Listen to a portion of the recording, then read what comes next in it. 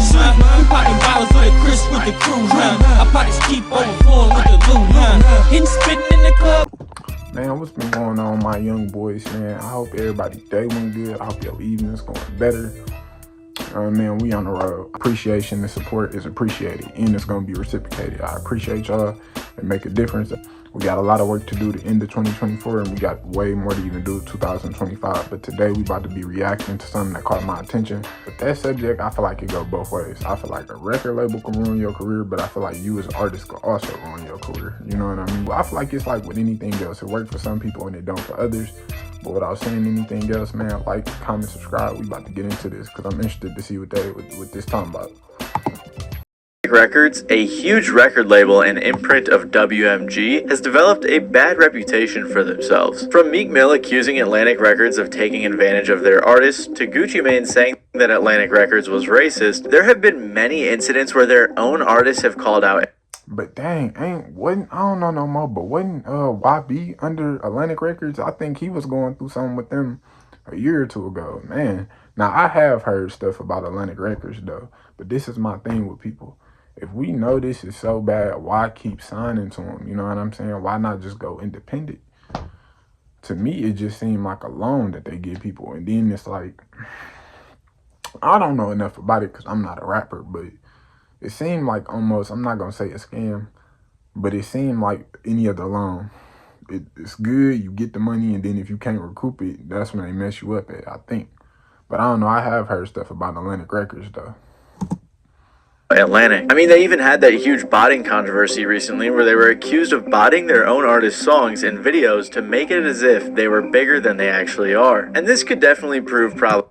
See, is that really worth it, bro? To sign your name on a piece of paper, botting your artist, being the big record label and paying for fake views for your artist is insane, bro. They could do that themselves independent. Like, what did they need you for?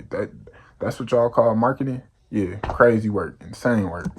Problematic is they currently have 153 artists signed, including some big names like Bruno Mars, Charlie Puth, Ed Sheeran, Jack Harlow, Lizzo, and many more. And if it Oh, damn, they damn near got an insane crazy roster, okay. Atlantic really does what they've been accused of with their artists, this could mean that some of your favorite artists are in hot water right now. So let's look into it. Also, super quick, I want to say a lot of this stuff that Atlantic is accused of is pretty common in the music industry, but it's definitely alarming how often Atlantic in particular gets accused of crazy stuff. And on top of that, I'd like to point out the word I'm using, accused. These are all alleged accusations, whatever I gotta say, because I'm not trying to get sued. I'm just compiling all of the accusations. Yeah, what bro said, allegedly, man. Ain't nobody trying to get sued because ain't nobody got a bag to go against them big higher up people. But it is crazy, though. But I also feel like people should do their due diligence and read. You know, like they told us in school as kids. I don't know, at least my mama, bro. Read everything before you sign your signature. Never just be quick to sign because you could sign something it could bite you in your, you know what, in the long run. So I feel like people need to do their due diligence. And also, I feel like people need to stop just trying to always take the easy way. The easy way ain't always the easy way. Sometimes if something is too good to be true, if it walk like a duck, it quack like a duck, then 9 times out of 10, it's usually a duck. You know what I mean? I feel like people got to just, you know, don't be afraid to be independent, man. Being independent is not bad. It's a lot of work, but it work out for you too. And putting them into a video. So let's talk about it. It seems like over the past 5-ish years, the majority of serious allegations have come out against Atlantic Records. From the huge botting controversy to blackballing and racism accusations, there was a lot of crazy stuff. But the controversy started long before just recently. Atlantic Records began in 1944 and was founded by 2 Turkish brothers. I know history sounds boring, but I'll keep this brief. When they first started, they specialized in jazz, R&B, and soul, with artists like Aretha Franklin, Ray Charles, and many more. A couple of decades later, they became a subsidiary of Warner Music Group, one of the 3 major labels in the music industry, alongside Sony Music Entertainment and Universal Music Group. This is important to know because these 3 labels own pretty much every other small label, except for a handful of indie labels, so it's kind of like a big business music industry monopoly type of thing. Because of this, a lot of shady stuff goes down in the music industry, since it is a business and its main goal is to make money, which I've talked about extensively on my channel if you are unaware. But many of these shady business accusations have have been made against Atlantic in particular. And that's pretty much all the history you gotta know. I told you I'd keep it brief. There weren't too many controversies that I can find before the 2000s. However, after is when one of the first major accusations was made against Atlantic. In 2005, an artist named Lupe Fiasco, who's great by the way if you don't know him, signed to Atlantic Records. I ain't gonna lie though, Lupe was probably one of the only artist back then that I could say was kind of woke, because it just seemed like even back then he wasn't going for like a lot of the stuff labels was on. It seemed like I think Lupe, I don't know, this is just my opinion, I feel like Lupe probably got in that circle, he probably went to the meetings, and I think he probably seen something he didn't like or that wasn't him, and he just probably walked away and was like, man, I'm gonna do it my way. And what people got to understand, yeah, if you walk away, you probably won't get the fame and the glory like the other people, but you still got your dignity. You know what I'm saying? Some stuff isn't worth going against your morals and what you believe in. You know what I mean? And I have heard how record labels will try to change your sound, change your look. It's like, bro, your fans like you for you. So if you change what got you there, it's damn near going to be hard for you to keep them. You know what I mean? At least that's how I'm on the outside looking in. You know what I mean? Things seem to be going well as he released his first two albums, Food and Liquor and The Cool, which both did very well. Then in 2008, fans caught wind of some controversy. Lupe announced his retirement, saying he was going to release a triple disc album called Loop End. This triple disc album would have fulfilled his contract with Atlantic Records since he had 3 more albums with them remaining, but they were not having it. Apparently, come on now, bro. Back then, you think they about to let you? We got 3 albums left with you. We not about to let you drop all 3 albums right now. We're not doing it, because you got to think, if he do that in one project, I feel like if Lupe pulled that off, every artist would have been doing that. Oh man, you owe us 3 albums. Okay, I'm gonna drop a 3 album. No, there's no way they was going for that. Even I know that. That's too easy. You just make these 3 albums and we can't get no money out you. Yeah, I kind of get them on that side though, because you got to think, they want their money back. That's why I keep telling y'all, it's a loan at the end of the day. It's just glamorized. It's a loan. It's only good if you could be like YB, Dirk, you could sell out the marinas and you could get them sales in. And also if you could recuperate that. But for the people that can't recuperate that, big debt time. Atlantic was trying to coerce Lupe into signing a 360 deal, threatening to not promote his music. A 360 spin while saying 360 is diabolical, bro. Crazy work, my boy.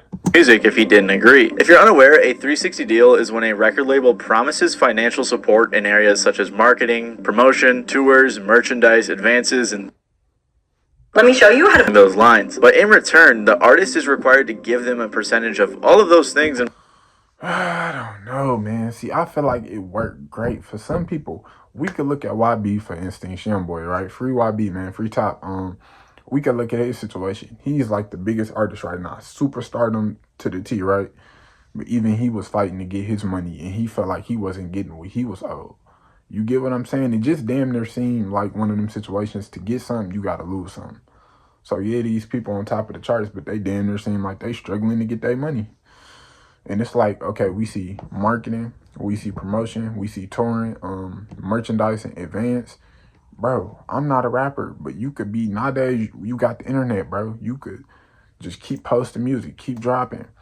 You could pay to get promo. It's so many ways. Everything that's on this list is nothing out of the ordinary. It's damn near something you could do yourself for real. That's why I don't get why some people feel like they need backing, because one of my favorite artists, to be honest, never signed a major deal. Like E40 never signed a major deal.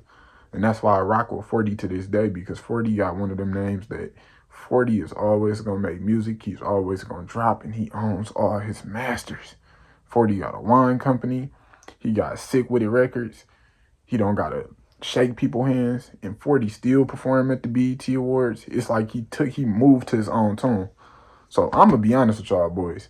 I've listened to some of the famous people in the industry, but most of my rappers that I grew up listening to, like Too Short, E40, Be Legit, all them dudes has always been independent. They always been underground artists, and it always worked out for them. So I don't know, bro. If I was a rapper, I would go independent, because it just seemed like instant gratification, but it seemed like it come back to bite you in the behind later on. I just don't like the record deal thing. It just seemed like a scam to me. It always has been.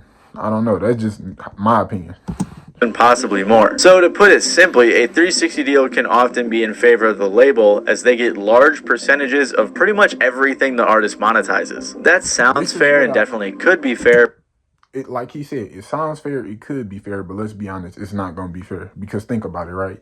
If you're on Atlantic, right, or say you signed to, because I seen this happen to people too, they'd be signed to a smaller company, and then Atlantic could be the parent company. So by anytime there's some money made off your merch or music, it got to go through the parent company, the company under that. It's like, it's too much. By the time it hit your account, you damn near had to split it 6 or 7 different ways. Versus, back to what I said, my favorite rapper, E40, it's no splitting.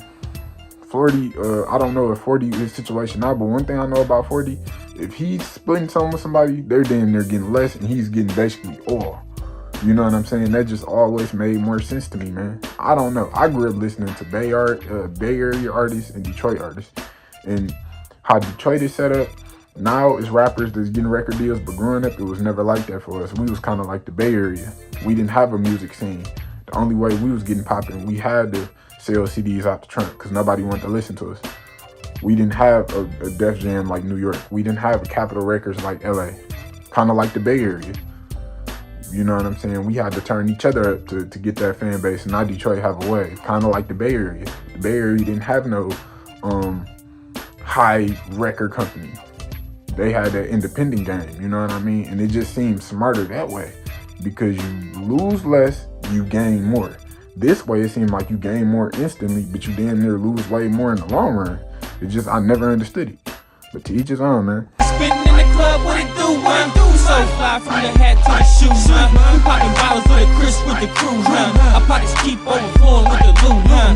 Hitting spitting in the club, what it do, man?